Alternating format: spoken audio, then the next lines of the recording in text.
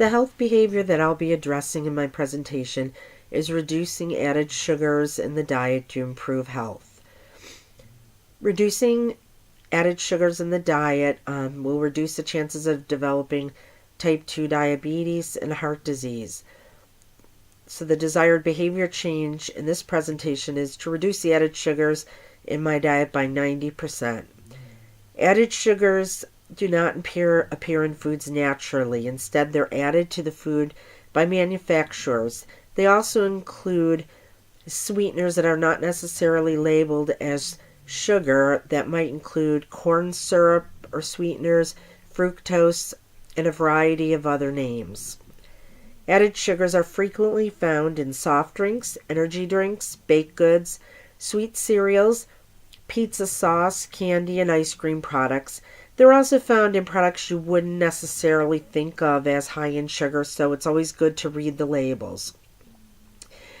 Added sugars provide no nutrients to the food you eat, so they're unnecessary for the diet. The significance of this behavior of consuming large amounts of added sugar is a risk to public health, and is significant to the public health because in 2013 to 14, greater than 2 in 3 adults in the United States were classified as overweight or obese. Approximately 9.4% of the population in the United States had diabetes in 2015, and this is type 2 diabetes. The direct medical costs are also increased due to the prevalence of diabetes in the United States. In 2012, $176 billion were spent on direct medical costs for treating type 2 diabetes. There are risk factors associated with the intake of added sugars in the diet. Research has led to the conclusion that genetics play a strong role in developing type 2 diabetes, so having a parent or close relative with diabetes is a risk factor. Also, consuming too many added sugars increases the likelihood of obesity. Those with obesity are more likely to be sedentary individuals, which can also lead to high blood pressure, osteoporosis, high cholesterol, heart disease, and certain cancers.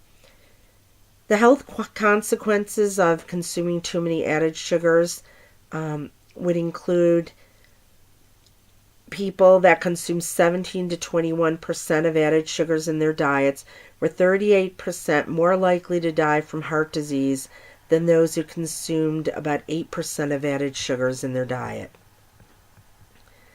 Research has also linked consumption of sugary beverages, in particular, to developing type 2 diabetes. I will be applying the constructs of the health belief theory model to this behavior of reducing added sugars to my diet. The first construct is perceived susceptibility. I believe I am likely to develop heart disease or type 2 diabetes if I do not drastically cut the amount of added sugars I consume in my foods. My close relatives were overweight and had high blood pressure and borderline sugar levels for diabetes. The perceived seriousness is that I know that 610,000 people, or 1 in 4 Americans, dies of heart disease each year.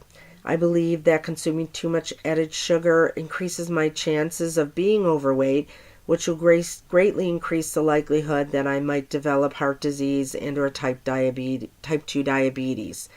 Both of these diseases could possibly shorten my lifespan. The third construct is perceived benefits. I believe that reducing the added sugars in my diet will help me lose weight and maintain a healthy weight throughout my life. This will help me to be more active as well, which will help prevent other diseases and may contribute to a longer lifespan.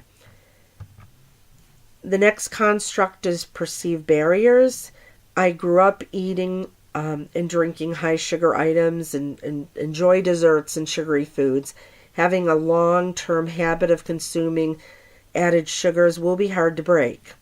Also, it could limit my social life because I wouldn't be able to avoid sugary foods and drinks at social gatherings. The next construct that I'll be applying is cues to action, and this includes the external cues that now it's very typical for restaurants to list the calories on menu items.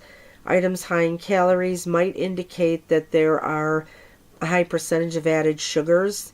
Also, online support groups for people on high protein, low carbohydrate diets could be motivational. The internal cues to action might include just feeling more energetic and better overall. The last construct, self-efficacy. I do believe I'll be able to reduce the added sugars in my diet substantially because I've done it before, and I do not want to increase my chances of developing diseases or shortening my lifespan. Some of the methods for modifying the behavior that I would implement are to stop buying groceries that are high in added sugars. I can control what food I bring into the house. Choosing sugar-free beverages and using artificial sweeteners in moderation. Also, reading professional articles on the effects of consuming too much added sugar would be helpful. I might join a gym to maintain an active lifestyle, which would help me to feel good overall, and develop other ways to cope with stress and emotional upsets that do not involve food. Many people eat foods, particularly those high in sugar, to deal with stress or emotions. And that is the end of my presentation.